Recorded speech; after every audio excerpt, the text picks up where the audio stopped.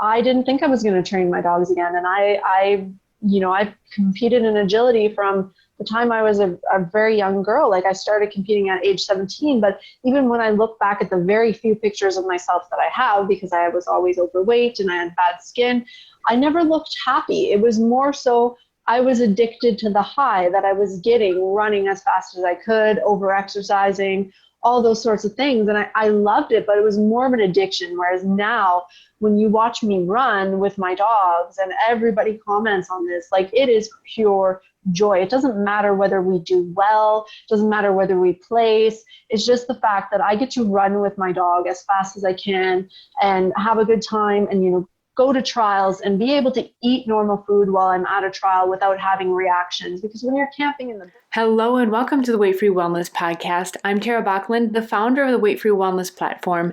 And today's guest is Sandie Gascon. She is a functional diagnostic nutrition practitioner, and I had such a great time talking to her. She has such an amazing story of just a few years ago, she was diagnosed with lupus, and now, just a few years later, she is truly thriving. And I'm so excited for you to listen to not only her story, but how she has overcome and how she's helping others to do the same, to not only survive from such a really a debilitating disease, but to thrive, no longer having migraine headaches, painful skin issues, and so much more, and now how she's helping others to do the same. In the beginning here, you'd hear us talking a bit about body typing, which is the contents of my book and teaching, and you can learn more about that by taking the body typing quiz at weightfreewellness.com. Just scroll down on the first page and you'll see the option to take the body typing quiz, and you'll get several emails, about one each week for several weeks, teaching you the foods, habits, and exercises that help each body type to feel more balanced. So you'll hear us referencing the body types earth, fire, air, and water throughout the podcast here. And so that'll help you follow along a bit too. So here you go. Here is a wonderful podcast. I always enjoy re-listening to podcasts as I edit them. And this one was especially enjoyable. So here you go. Enjoy. Well, thank you so much for joining us, Sandie. Thank you, Tara, for having me. I'm super, super excited. I've been listening to your stuff the last couple of days intensely, and I feel like I already know you. And then also with our chat, kind of warming up, getting ready for this podcast, this is going to be a lot of fun. This totally will be. And I've been listening to you guys, listening to your podcast, and it's totally great. I actually have done I've done your free quiz, and I'm totally a fire type and relate to that. So you might have seen that too, watching me. That's so cool because, I love talking about body typing. And so we'll get into your background and, okay, so I'm going to race ahead. So okay, go ahead. Because you kind of got on your journey because you were diagnosed, along the way. There are other things before that, but you were diagnosed with lupus, which is an autoimmune condition. Yes, that started the journey. Totally. So just referring to body typing, I'm going to do this quick. Go ahead. Yeah, I love it. Typing. A fire type would have very strong reactions. So typically fire types, they have conditions that are just like bam kind of reactions. They're highly reactive people, like emotionally, temperamentally, and their bodies too. They're the type of people like all of a sudden they're sick, or it's just like huge stuff where like an earth type, it might take years to develop, and it's of different conditions. So I think it's a good topic for a podcast sometime. We should do that. Yeah. Well, totally, because you say that's the same thing. I know this is totally off topic, but I was reading through all of your stuff, and my boyfriend's definitely an earth type. He does not change, and he went his whole life pretty well the same, and it took a long time for his sickness to just all of a sudden show up out of the blue just last month. So I think it's totally cool, and I'm actually going to be like buying your book. I really want to get into that. It's fascinating. It's so interesting that I brought up earth type because you had not mentioned anything about your boyfriend or anything. And yeah, definitely different body types have different conditions. I have a lot of air tendencies. Mm-hmm. So mine is more like kind of much more emotional, but like very anxiety based. So I have to sort of ground myself. And so just different stuff going on there. Yeah, I thought it was totally cool. And I've been reading all into that the past few days. And I'm like, wow, I'm so going to buy your book. Well, thank you. So thanks for the nice commercial. We didn't even. There we go. Appreciate it. So Sandie, I love what you've been putting together, what you're doing. Thank you. It feels very genuine. I'm excited to talk to you. So tell us about yourself, like what your journey actually starts similar to mine. Like when you were an early teenager, you started symptoms. Tell us, give us a good in-depth Cliff Notes version of your story.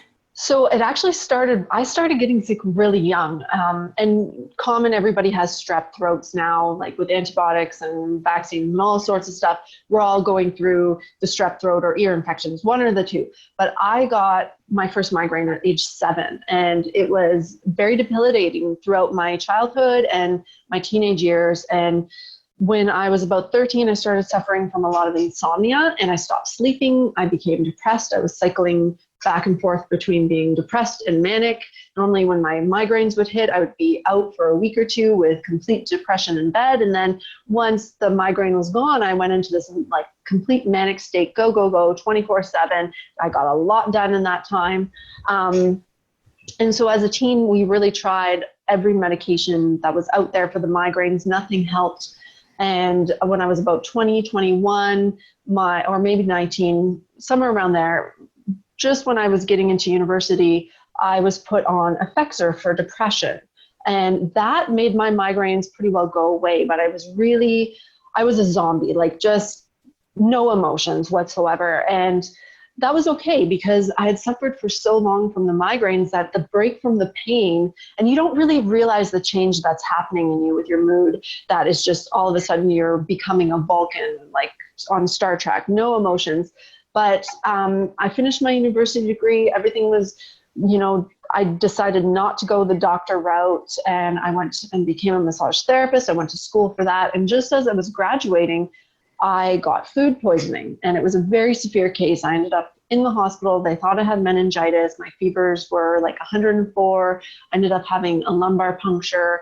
It just, everything went to hell. And I lost a lot of weight. I became very weak. And within a year of that food poisoning, I was actually diagnosed with lupus because I started to have all these other symptoms, joint pain everywhere, completely fatigued. I had a lot of damage from the lumbar puncture, had injured the nerve in my spine. So I had pain down my legs. How did the lumbar puncture happen? So they thought I had meningitis, and they did a spinal tap to see if it was meningitis. And it was actually a very, very, it was a terrible situation because I was forced into the spinal tap. They wouldn't let me use the phone. Nobody knew where I was. I was raising my sister's daughter at the time, and she was left with a babysitter. I didn't have my wallet. I had nothing. My dogs were left alone. They're like, well, you're in quarantine, and until we do the lumbar puncture, we can't let you use the phone. And it was just, really horrendous. And so the lumbar puncture, it took me years to heal from that. But yeah, it was 1 year later, almost 1 year and 1 month later, I had the lupus diagnosis. And my whole life in that year just changed completely. So you had originally, as a kid, even wanted to become a doctor because you wanted to help people relieve themselves from migraines like you, because you suffered so much.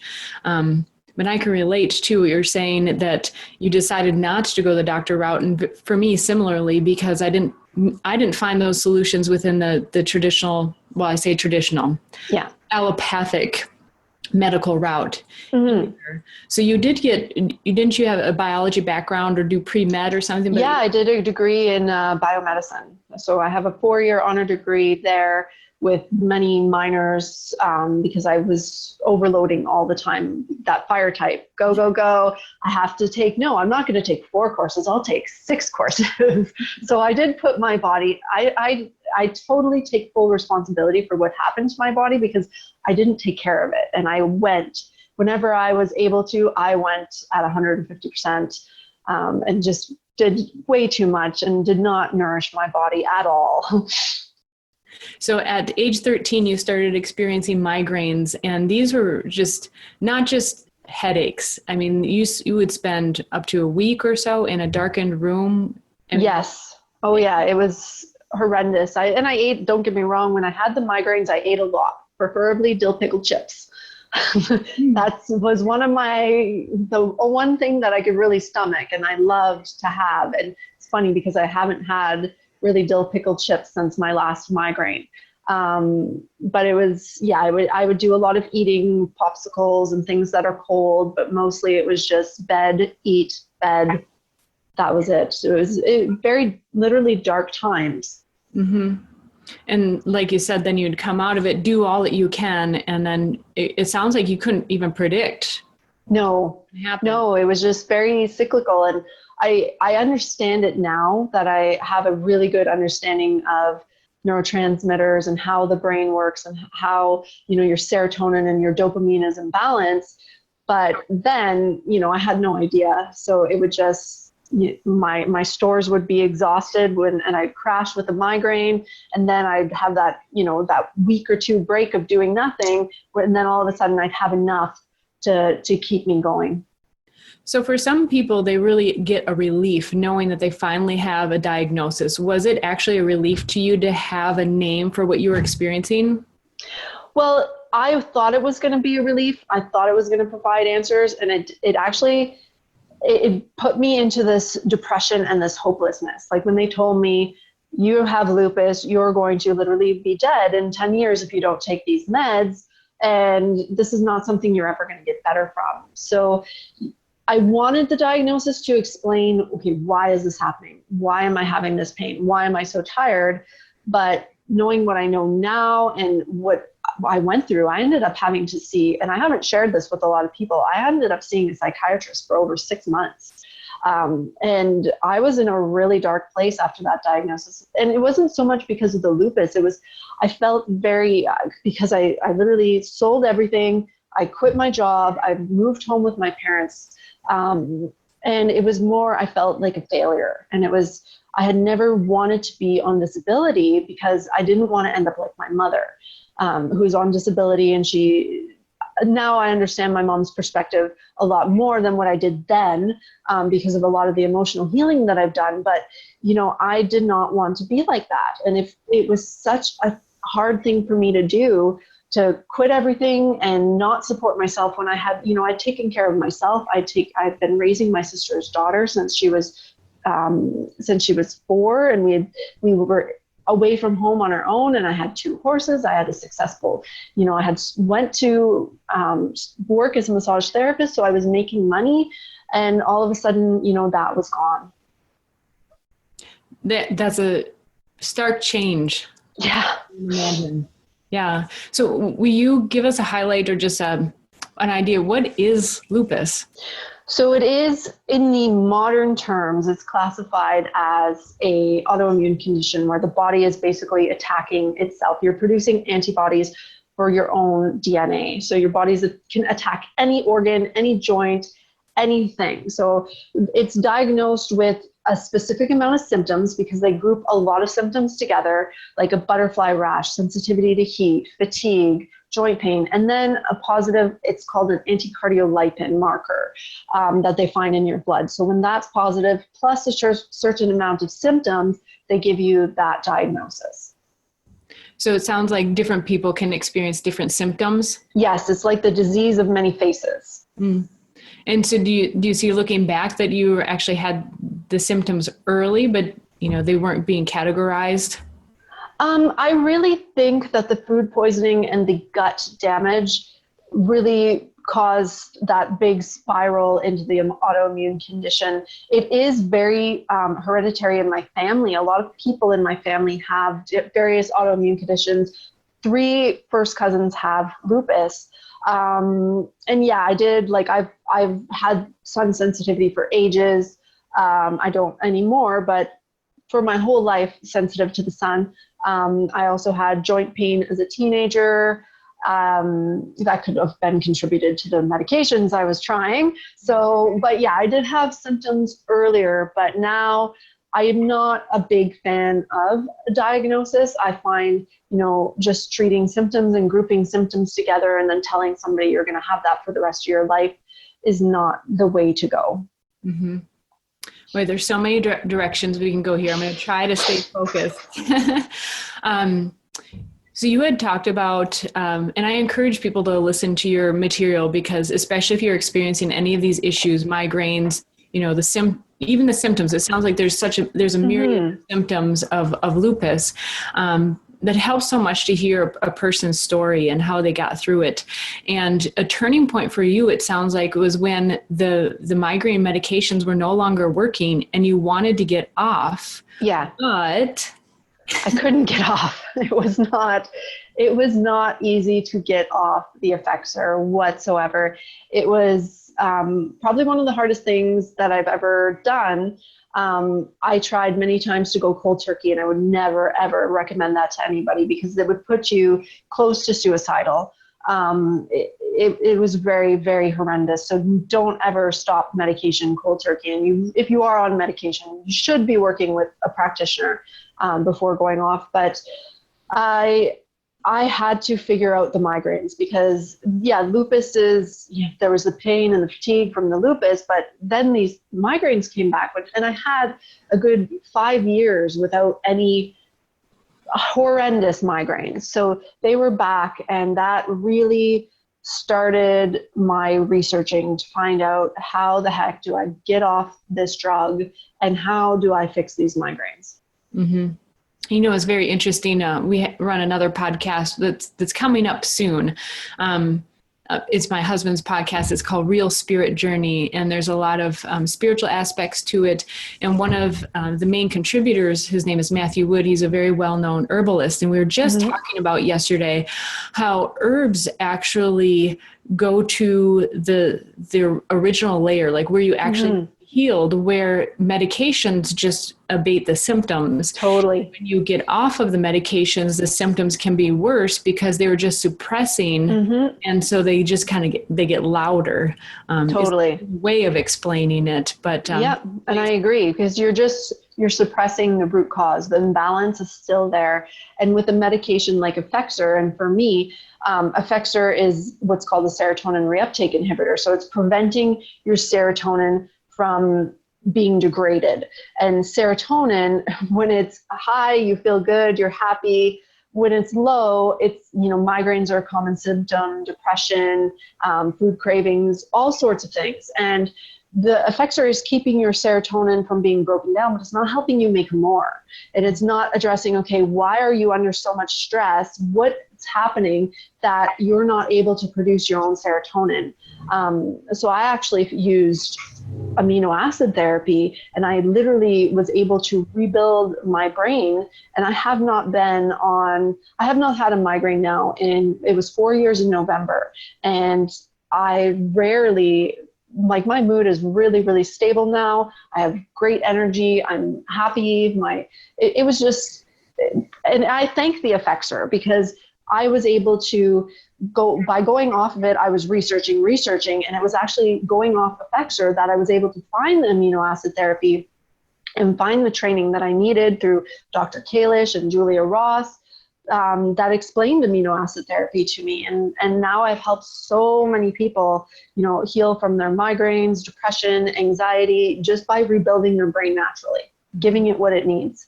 That's awesome. Really cool. So let's go through a quick timeline of, at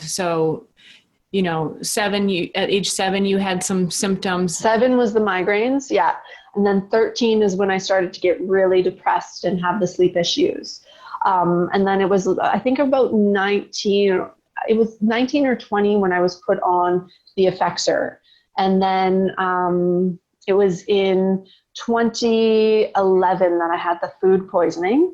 I'm not sure how old I was. I was born in 1985, so you'd have to do the math. I'm not a math person anymore. Ever since those high fevers, that part of my brain is gone. But yeah, so 2011, it was the food poisoning. 2012, the lupus No, it was 2010, the food poisoning, 2011, the lupus diagnosis, in 2012, August, I moved home with my parents. So especially recently, so I'm jumping ahead again. So That's it's all right. amazing how that, literally, was it tuna salad or tuna casserole or something? It was tuna salad, yeah. Was the straw that broke the camel's back, so to speak. It was. Oh my God. And my boyfriend, he only had a little bit of it. And I have a really sensitive sense of smell. So if I smell something off, it doesn't normally mean that everybody else smells it.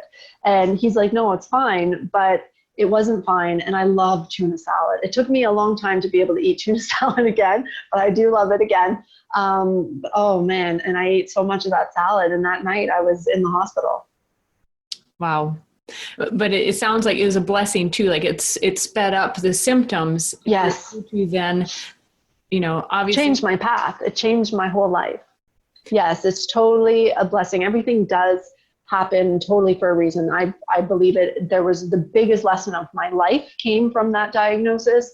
And I've learned so much. I really feel that I'm on my life path, my life purpose, my real purpose for being here is now to help other people heal. Whereas, being a massage therapist was, it wasn't I love the Zone of Genius book. I think it's by Gay Hendricks, and it is my zone of genius. That might be a totally wrong quote, but I think he wrote that. I'm not sure. It's called Big Leap, the best book ever. Everybody should read it. Cool. We'll definitely put that one in the show notes. So you move in with your parents, well, you explain it. Well, that was not a good time. No. That was the seeing the psychiatrist time, where is they did just want to put me on more medication. And I had such a huge sensitivity to scents. And the only reason I stopped going, and I just wanted to talk to somebody because I didn't feel like I could, really confide my true feelings, because I was still trying to be strong through it and put on a strong outside. But inside I was just broken, and I wanted to talk to somebody, but I had to stop going. I asked repeatedly for them to have their secretary not put on so much perfume. And I was so sensitive to perfumes, it would instantly trigger a migraine. So I ended up stopped going, and I started listening to podcasts. At the lupus diagnosis, I did try to go like the whole diet approach, and I was focused on raw vegan at the time. And it didn't work for me. It helped when I did it, but long term, I couldn't stick to it and maintain it. But it was really dark time then, and I was sort of getting into natural stuff. But I started to listen to a lot of podcasts, trying to figure out what was going on, researching. And that's when I found Shawn Stevenson, and he introduced me to functional diagnostic nutrition. And he also introduced me to unlabeling from disease and really changing your mindset. And he was really positive. He had went through some really serious health issues. So I started to have some hope, and I'm like, this is what I'm going to do. I am going to figure this out. Why can other people eat all these foods and I can't? This is now my life goal. I will figure out my health. I will get better. And then I'm going to teach others, and I'm going to eventually become a functional diagnostic nutrition practitioner like Shawn Stevenson is. So this may be a good point to ask. I've had a number of guests on the program who are functional medicine practitioners. Mm-hmm. What is the difference? Well, the difference is if they're functional medicine doctors, they're doctors, so they're practicing functional medicine. So they're able to prescribe medications, and they're many times are combining the Western approach to medicine with meds and testing, and then they're also combining it with the natural approach. So they're kind of in the middle. Whereas functional diagnostic nutrition, I'm not a doctor. I don't diagnose or treat disease. I'm looking for healing opportunities. I can run all the tests that a functional medicine doctor can run, minus like ultrasounds and MRIs and that kind of stuff. But blood work, stool, urine, all that kind of stuff I can run, but we're not looking for a diagnosis. We're looking for hints, where your body is laying down hints, and we're looking to find the hints and to give your body what it needs to heal. And like a functional medicine doctor, we're working on the body as a whole. So not just focusing on like adrenals or sex hormones or your thyroid, we're focusing on the entire body.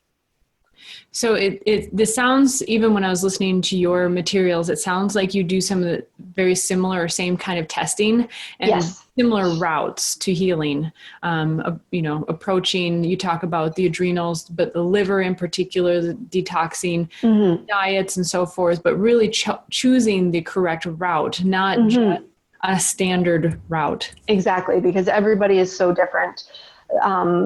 And like for me, I love whenever somebody's presenting with any mental health issues, I like to rebalance the brain. And another big difference with the functional diagnostic nutrition is it's more of coaching. So you're getting a lot of one-on-one support. Whereas when you see a functional medicine doctor, it's like seeing a doctor. You go, you see them, they give you some stuff, you go home. Whereas with a coaching relationship, like I do 2-hour intensive with my clients become almost like my friends. I know that person. I can tell how they're going to respond, how they're going to react, not to certain supplements, but mentally. Like I have one client whose test results came in. I'm like, I will email this to you literally 5 minutes before our session because I don't want you to think about it without me explaining it first, because I know that she is going to, react. And so I have a relationship with my clients. I message people on Facebook or texting. And when they need me, I'm there. Whereas with a doctor, it could be 2-3 weeks before you get in to see them. And so what kind of training does someone who goes through this, do you have to have a prior training? Like you've done the pre-med aspect, and then what's the actual training that you went through? So the actual training for a functional diagnostic nutrition practitioner, it is an online course, and you don't have to have any training. It's actually an amazing course the way they lay it out, but it's more so it's going to teach you everything about the basics. So that's the functional diagnostic nutrition. Now myself, I've been compiling this knowledge from other sources besides just FDN. And it's just so much easier to call it FDN. And I've been compiling that knowledge now since 2011 when I had this diagnosis. So it's been like years and years of research. And I do pull a lot of my biomedicine training into it because I have a minor in neuropsychology. I love the brain. The brain, because of the migraines, was my focus in university too. So I pull from there, but I've also done a lot of other continuing education courses to update myself with the current testing, like the OATS, the organic acids test, and the Dutch test, which are, super important and give us so much more information than the old tests like the saliva panels. What I can see in your fiery personality. Yeah. You said that, you're at your parents and you're like, literally the little money that you had went to testing and everything. Yeah. But you still decided to invest in yourself, to go through this training. Yeah. And you experienced more benefit in 6 months than in the prior several years. Oh, totally. As soon as you start running the tests, you're not guessing anymore, right? You're going after, you can see your body is telling you with the test results, whereas otherwise you're going by symptoms. Mm-hmm. And for instance, like sex hormones, if you guess with your sex hormones, even me, I've been doing this for a little while now. I've seen a lot of Dutch results, and somebody will come to me with symptoms and I will guess wrong. So I've stopped, with sex hormones, I have just stopped guessing. And I will definitely go with the test results because they're telling us an honest picture. Sometimes your symptoms can be so far related from what the actual root cause is that you could be chasing them for years. Mm-hmm. I just lost my question. That's okay. I'll have a drink. It was right there because I have like 5 in my actually. So all these tests in your. So maybe I'll talk a little bit through this a little bit. So in my healing journey, there definitely wasn't, functional medicine was around, but it was really infancy. Rare. There was hardly, I think Dr. Mercola was probably just starting up, like the information was just harder to find. Oh, totally. But I was really fortunate because I did the guesswork. had very little resources to work with. So sometimes you feel like you're only left to the guesswork. But we're going to get to, I want you to explain why, the testing is important and so forth. One of your points that you make is elimination diet is not the key. Mm-hmm. But I'm going to share a little bit, for me, I had a lot of digestive related issues that stem back to as a child. I was never diagnosed just because, frankly, I think even today it's hard for people to get properly diagnosed. But I had clear symptoms of IBS, celiac issues, and was able to relieve them as an adult through elimination dieting, just by simply removing them. Obviously, just by removing them helps your body to start recovering. Yep. But I can see when you're talking about the severity of your issues that you're going through, that elimination diets was just not enough. And even fortunately, through the books that I found, I did the 7-day detox protocol, which I learned a ton through that just because of the detoxing, how your body detoxes and what order to detox. So it wasn't just an elimination diet. It was more of a protocol. And so I ran myself through that and learned a ton about my body, and actually did do the liver cleansing and the liver gallbladder cleansing, colon cleansing. So I see back then I was fortunate. I feel very blessed that I have this AIR mentality, which is study, follow the process, go in order, figure this out. And it seems like went through a similar routine. Fortunately, I did not have the level of symptoms that you had, but I can see, the corollaries. Like there's a little bit of a mirror effect. And my husband and I talk about it a lot, that had I not changed at that point, my health would have seriously declined. I had tremendous skin issues. My cycles were totally off, which I have learned over time that they're very reflective. A woman's cycles are very reflective of how her body is doing overall. So fortunately, that method of experimenting did do a lot for me. Now, I did go to a lot of practitioners. I had what is it called? The bioenergetic readings, testing, all kinds of testing in the natural realm, because I was already turned off by the allopathic doctors who never really had an answer. But as I listen to your material, I can see, especially for someone who is in a very chronic state, a deep-seated issue, especially where going to a professional, especially someone who's been through it, is going to be so helpful and save you a lot of time, money, and mostly just pure frustration. Totally. And I think especially like with going back to the elimination diets, definitely they do work for some people. They don't always work long term, because many people, the majority, if you look at our population, has a lot of trouble doing them. They have a lot of trouble staying on them. And then they feel a lot of guilt and failure when they fall off of them. Now, a lot of times with IBS, it's often related to something called SIBO, so small intestinal bacterial overgrowth. And when you go on an elimination diet, if you're lucky to guess the right type of elimination diet for what you have, and it's working, a lot of times those pathogens, they're just dormant. They're waiting. They're just waiting for you to lose your willpower and give in. So for that small part of the population who have that ability to stick to it long term and not make any mistakes, they might be able to handle it. And for you, I think it was different because you were doing the liver stuff. You were doing the liver gallbladder lenses and, working with the herbs. That it's a little bit different than somebody just being like, I'm going on this elimination diet and it's going to fix all my problems. So I have, clients come to me where they have been years, they've been trying these elimination diets also for years. And there's so much more to healing than just diet. And especially if you do have something like SIBO and your bacteria is just dormant, it will stay dormant for a long time. And it can a lot of times outlive your willpower. Yeah, for sure. Or just waiting, you're symptom free and they're like, oh, okay, I can have this now. Yeah. But I remember I've done the liver gallbladder cleanse a number of times, and I had gallbladder stones in my early 20s. Totally. And that shouldn't be normal. That really shouldn't be. It's sad that it's normal. It is. It's quite normal. And when I hear someone saying, I have gallbladder issues and they're young, like I am or was, it's like, no, there are solutions. And so here we are on this podcast to say, you don't have to go through gallbladder surgery, that there are natural solutions to be working in it. And it's not a dispensable organ. No, your organs are not dispensable. Like there are times when if you let the damage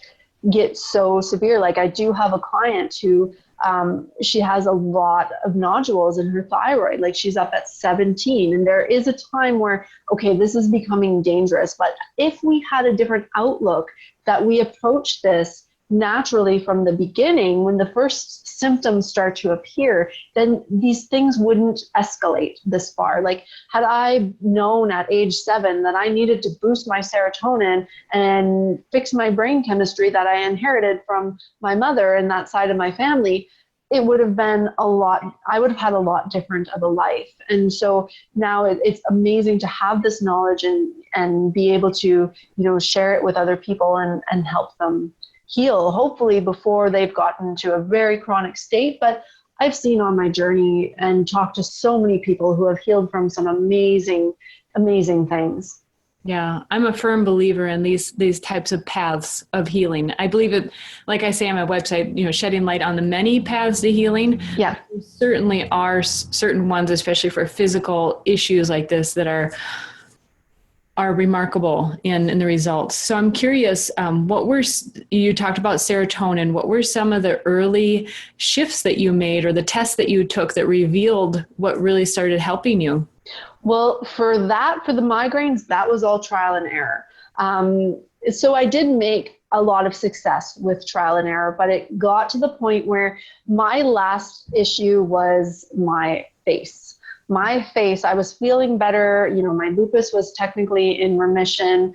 I was feeling a lot better, but I could not. My face was full of acne and my back was just full of huge pus cysts, and I could not get it under control.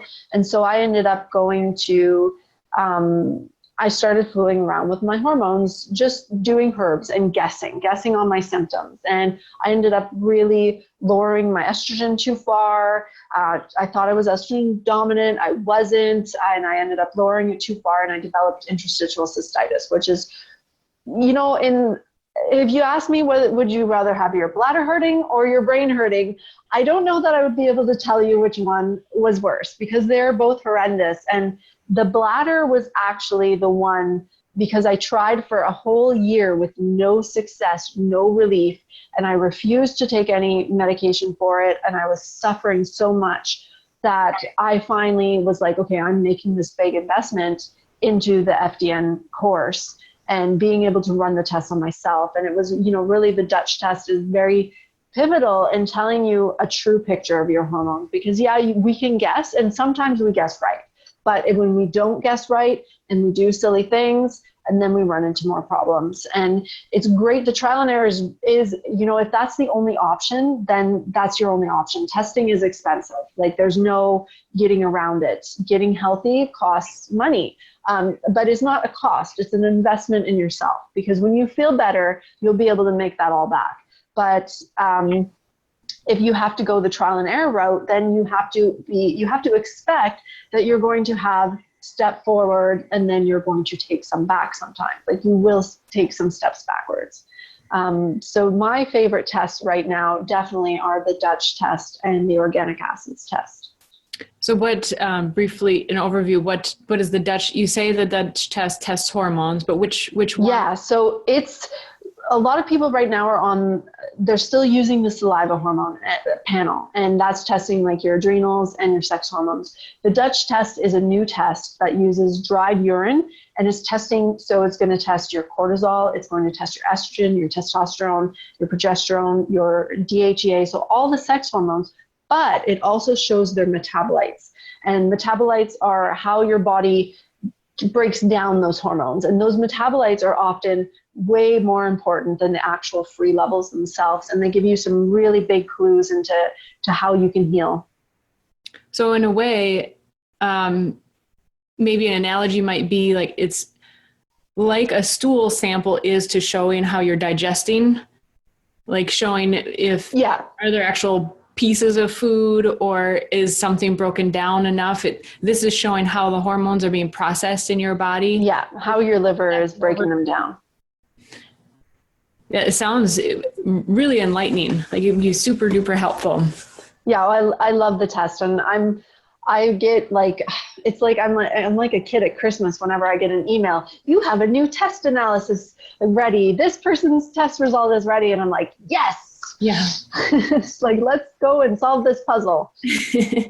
What's the other one you said was organic acids? Yeah, the organic acids is similar to, it's looking at metabolites in your urine. So the ones that I love is your neurotransmitter metabolites. So it's going to tell you how much serotonin and how much dopamine you're actually using and breaking down into the metabolites. Not the actual neurotransmitters are showing up in your urine. It's actually their metabolites. So it's super cool. It's showing you a lot of B vitamin metabolites. It's showing you how well you're burning fat, carbs, and protein.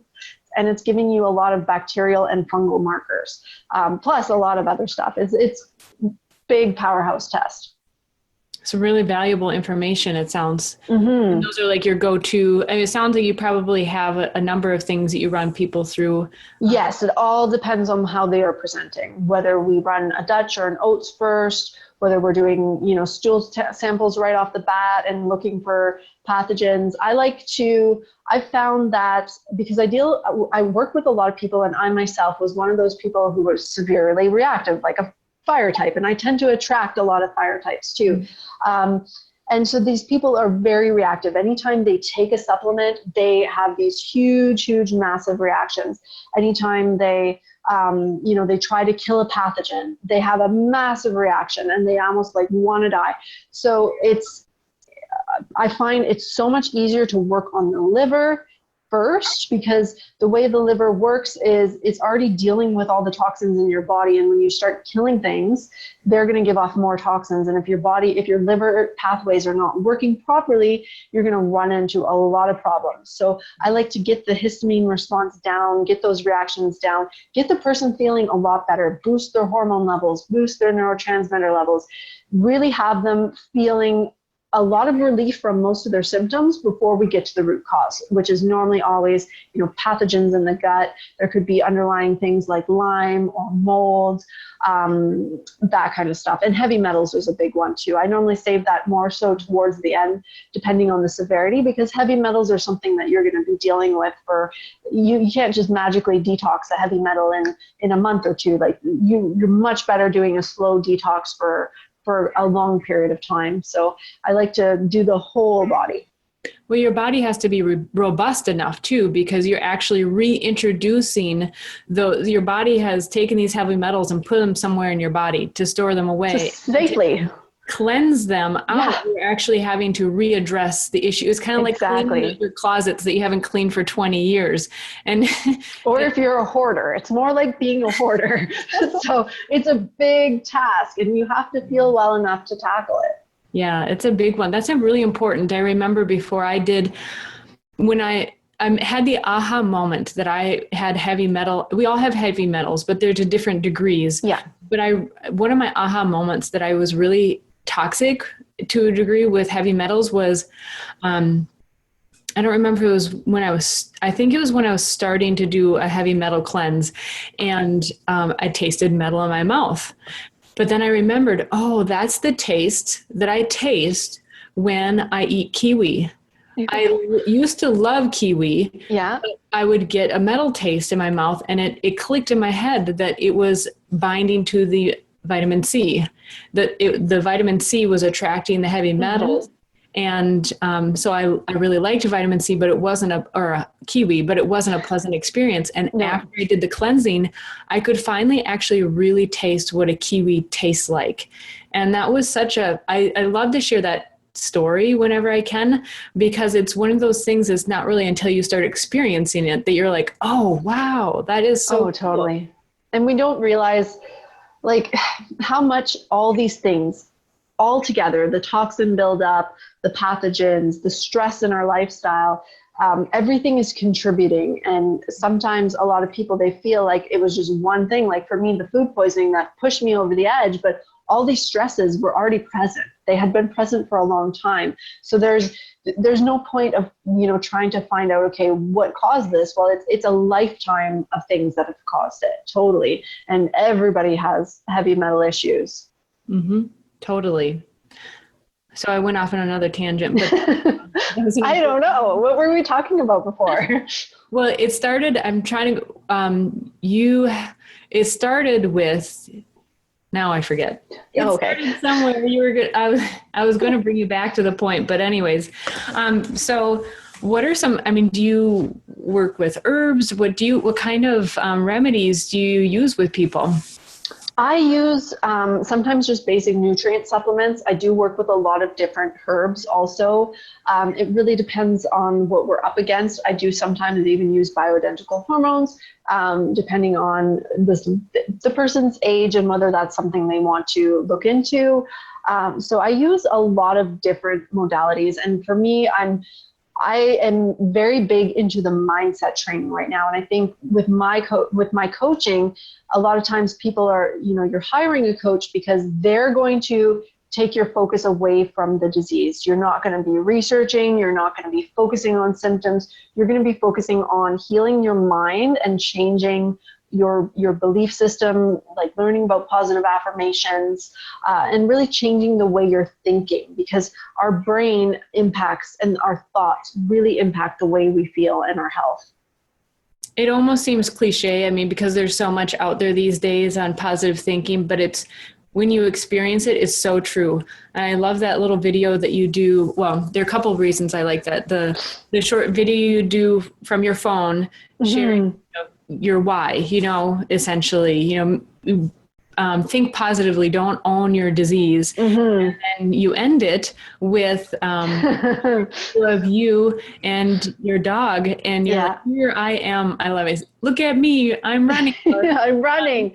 Oh, I know. And that always makes me teary. I haven't actually watched it, but I remember putting it together, right? Because I didn't think I was going to train my dogs again. And I've competed in agility from the time I was a very young girl. Like I started competing at age 17, but even when I look back at the very few pictures of myself that I have, because I was always overweight and I had bad skin, I never looked happy. It was more so I was addicted to the high that I was getting running as fast as I could, over exercising, all those sorts of things. And I loved it, but it was more of an addiction. Whereas now, when you watch me run with my dogs and everybody comments on this, like it is pure joy. It doesn't matter whether we do well, it doesn't matter whether we place. It's just the fact that I get to run with my dog as fast as I can and have a good time and, go to trials and be able to eat normal food while I'm at a trial without having reactions. Because when you're camping in the bush, sometimes you can't bring healthy stuff. I tried doing that. It didn't work. So it's just every time I run my dog, and I actually just recently I just bought a beautiful thoroughbred horse. So I'm now going to start getting back into eventing this summer, which is kind of weird. I bought this horse and then I plan on getting pregnant, but it's just my brain is like, wow, I feel so good. I can do all these things again. And so I definitely I'm going to do that too. Well, it's wonderful. It is exciting when you realize what you can do. And that's, I'm putting together a program right now. And that's actually one of the principles is,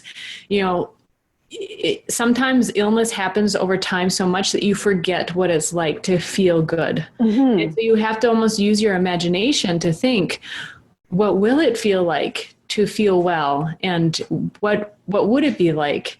And that it's possible. And that's part of what I really love about that video.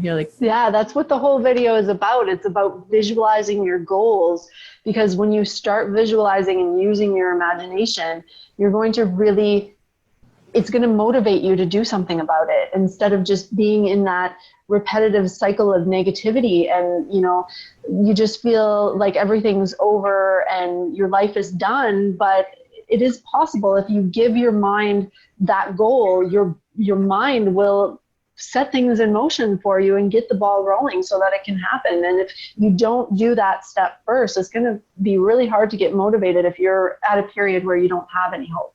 Yeah. Definitely. So another one of my questions was, so do you primarily work with people who are suffering from migraines or autoimmune issues, or what do people usually come to you as their issues? I work with everybody because I have a whole body approach. I don't focus on one thing. I do attract a lot of people who do have migraines. I do love, I think because it's been my goal for so long to help people with migraines, that I do attract a lot of people with migraines. But I have people who are suffering from skin issues, suffering from a lot of digestive issues, or anxiety might be their main problem.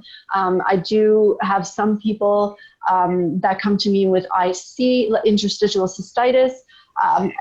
People come from me with all sorts of things. I have an application process to work with me because when you're getting a lot of applications, you really have to find people who are really motivated, because I definitely want people who realize, okay, it takes work. It's going to be an investment in yourself, and you have to want to do the work and really put everything into it. So I do have that application process for that reason, but I don't really have a specific health issue that I like to work with more than another. Mm-hmm. When you listen to people, it sounds like migraines are such a mystery. And I'm wondering if you've found that there's a certain commonality that among a number of migraine sufferers. Totally. I find the biggest relief for most migraine sufferers is balancing their brain. So doing the amino acid therapy, you getting their serotonin, their dopamine, their acetylcholine, all those neurotransmitters need to be balanced. And then the liver. The liver is huge because of that histamine reaction can cause an instant migraine. You need to do a lot of work on the liver. There's something called your phase 1 detoxification and your phase 2 detoxification. And if your phase 2 is not keeping up with phase 1, you're going to get these multiple food and chemical sensitivities. So getting that addressed is super important.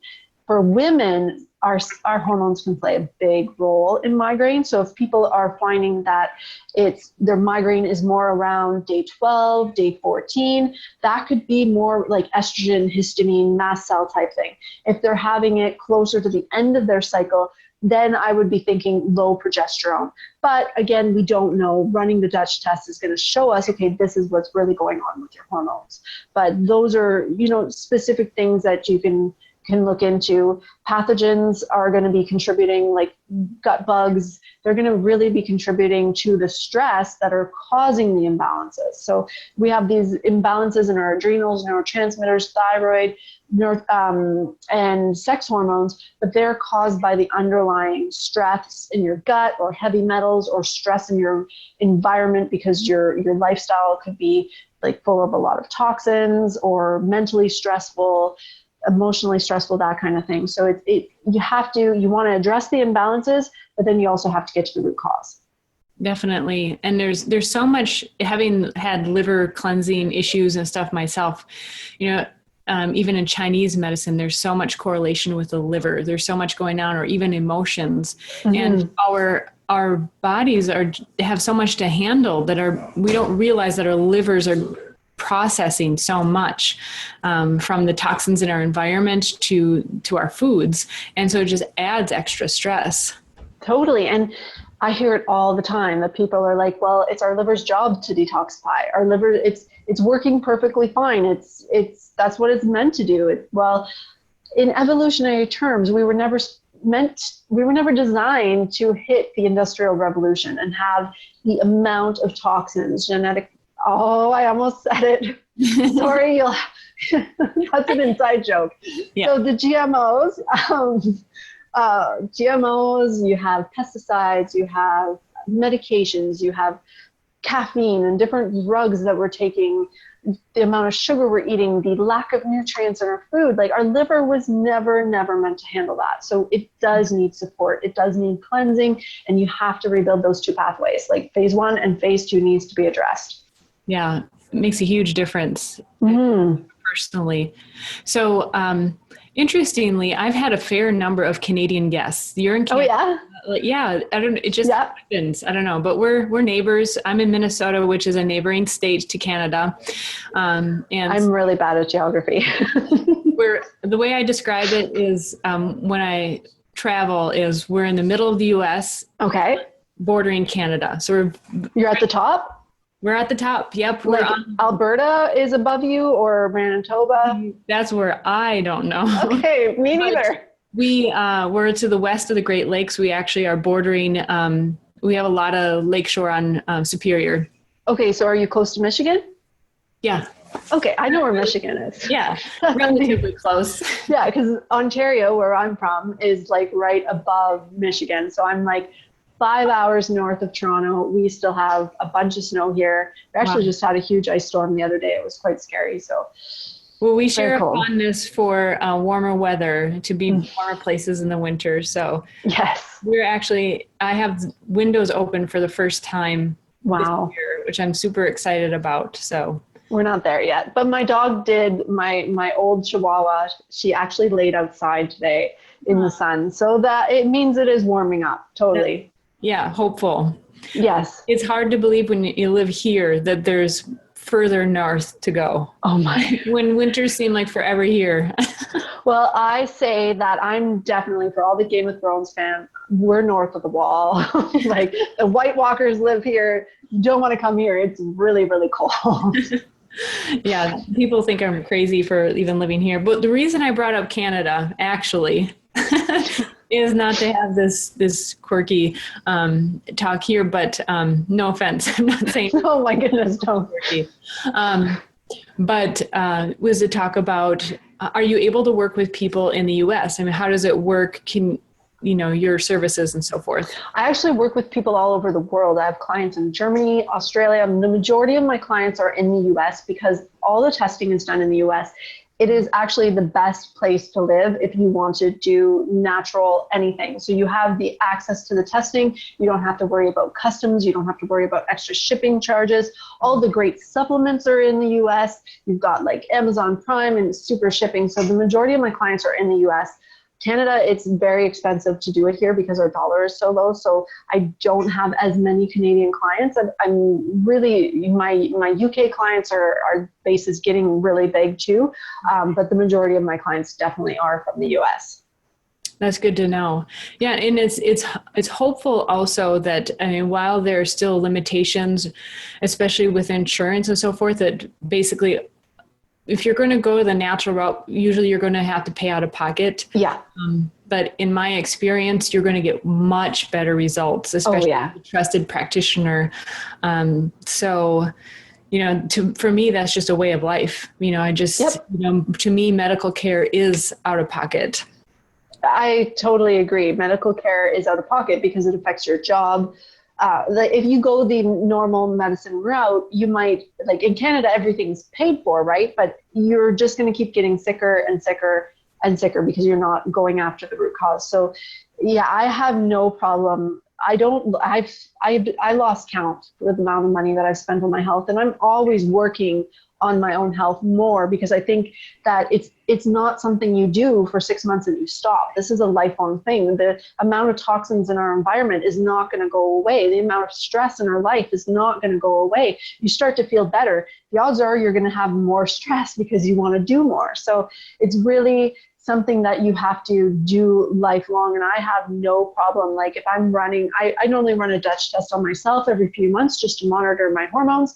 And that's okay because I want to maintain the health that I'm at. I've been there. I've been in that hole and I don't want to go back there. And money to me, you could have millions of dollars. If you don't have your health, it doesn't really matter. You need to have your health. And it's amazing once you feel the difference, it's so easy to stay motivated. Oh, so easy. A healthy path. So I have I didn't give you a heads up about this question, but usually fire types have an easy time giving their opinion and their thoughts. So I don't think this will be a problem at all. But I'm curious because, so here in the US, we've gone through moving towards a public healthcare system and then, siding away.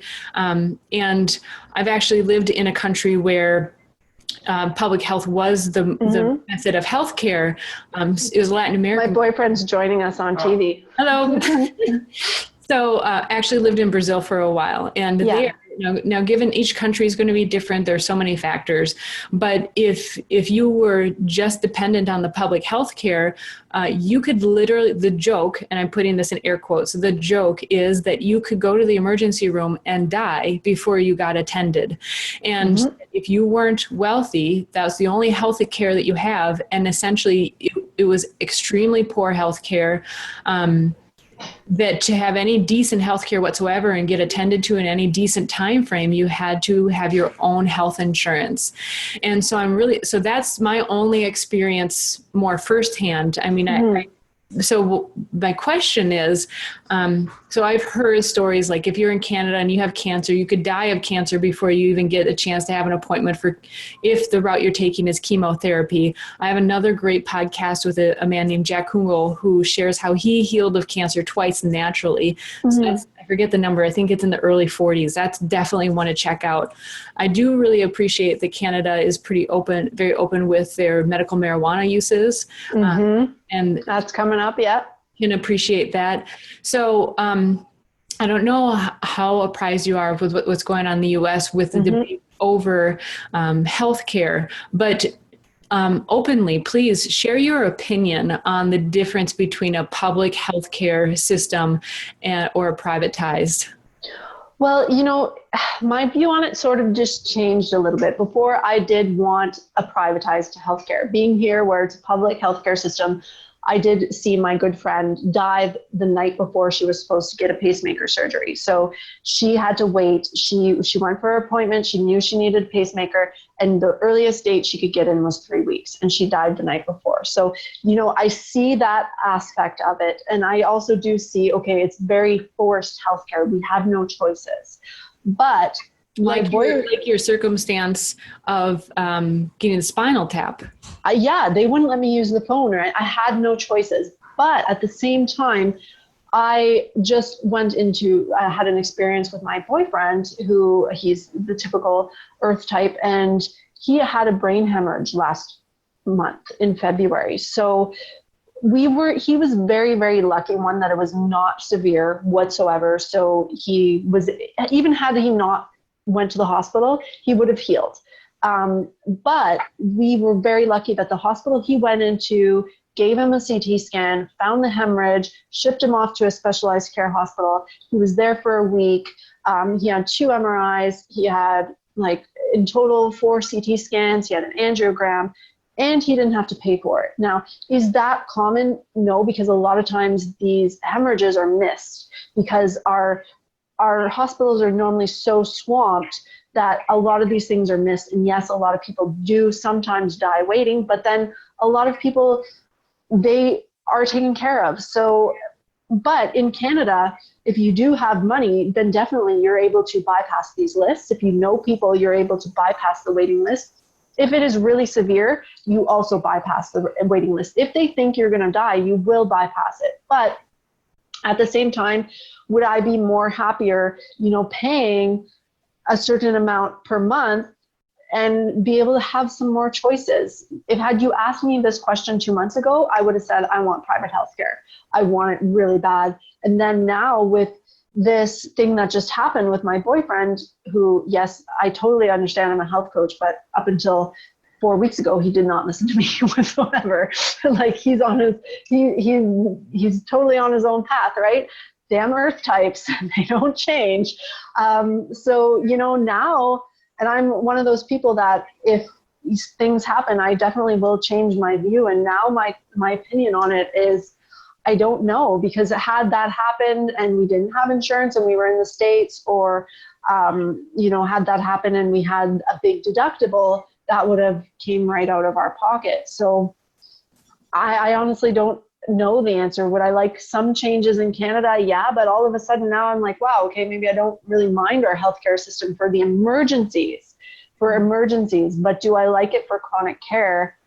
No, because we have no choices. We can't, I'm not allowed to change my doctor. Even if I don't get along with my doctor, or my doctor has, treated me like crap, or I have 5-hour wait times, I cannot change my doctor where I live because there are no doctors. I'm so far north. So, I think every country has their own problems with their healthcare. Is there one right way that could fit every single person and make every person get what they need? I don't even think that's possible. Yeah, there's a ton to consider for sure. What do you know approximately, is there a percentage wise what each person is paying for the healthcare, or does it depend on income in Canada? We are taxed like you cannot imagine. We say our healthcare is free, but even like our tax, you can't get over. You would never even imagine how much we're taxed on. Income tax, like in Ontario, we have our HST is 13%. So anytime you buy something, you're paying 13%. We have, I think our gas tax just went up to like 20%. It used to be at like 15%. So we are taxed like you cannot imagine on everything, hydro, gas, like it's just, we do pay for our healthcare. We definitely do. So you guys, when we go to the States, and we love going to the States all the time, you're paying so much less for food. You're paying so much less for your rent, and like everything is so much less cost-wise. And gas, wow, like your gas prices are so low. So we do definitely pay for it. It's just a little bit different. Yeah. And to me, it's challenging. I don't want to it's tempting to get into this topic. Another podcast. It is another podcast, especially traveling is so enlightening, so I'll just end it there because it's going to go off in another direction. Maybe we'll have a panel discussion sometime. We'll do a panel on what is, a real smart way of healthcare.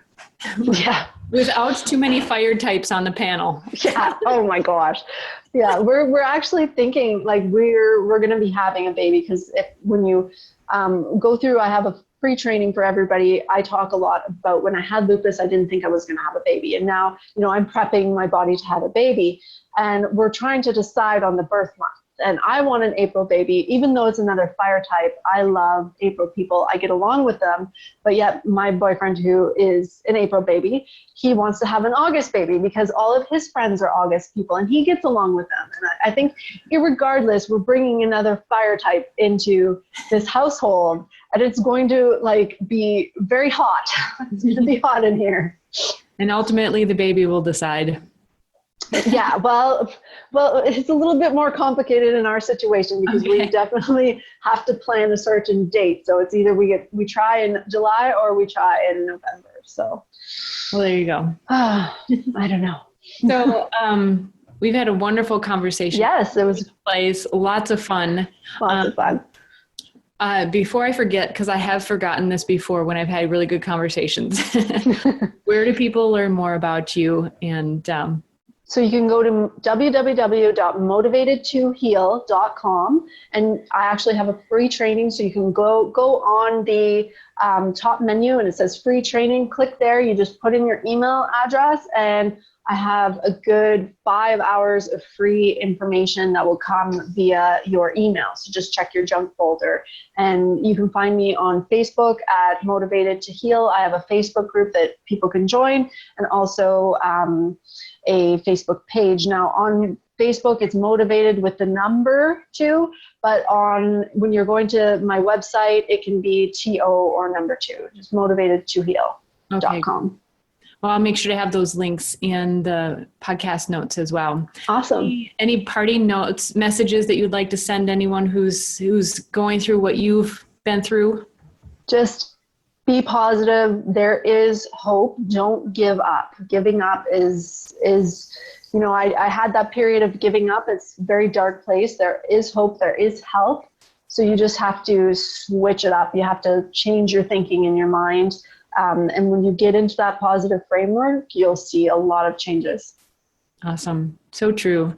Thank you so much for joining us today. It's been a wonderful conversation. Thank you so much for having me. I really appreciate it. It's awesome. Bye-bye. Bye. Thanks so much for listening to the Weight Free Wellness Podcast. We really love hearing from you, whether you're on Twitter, Facebook, LinkedIn, Google+, Pinterest, we're in all kinds of places. Let us know what you're enjoying, what you'd like to hear more of, and so forth. Even if you have a great guest recommendation, we love to hear from you for that as well. And if you've been subscribing for a while, listening, and really enjoying the podcast, we would so appreciate if you leave a review either on iTunes or on Facebook, letting people know that this is worth their time to learn more about health and wellness, be inspired by other people's stories, and so much more. Thank you so much and have a wonderful day. Bye-bye.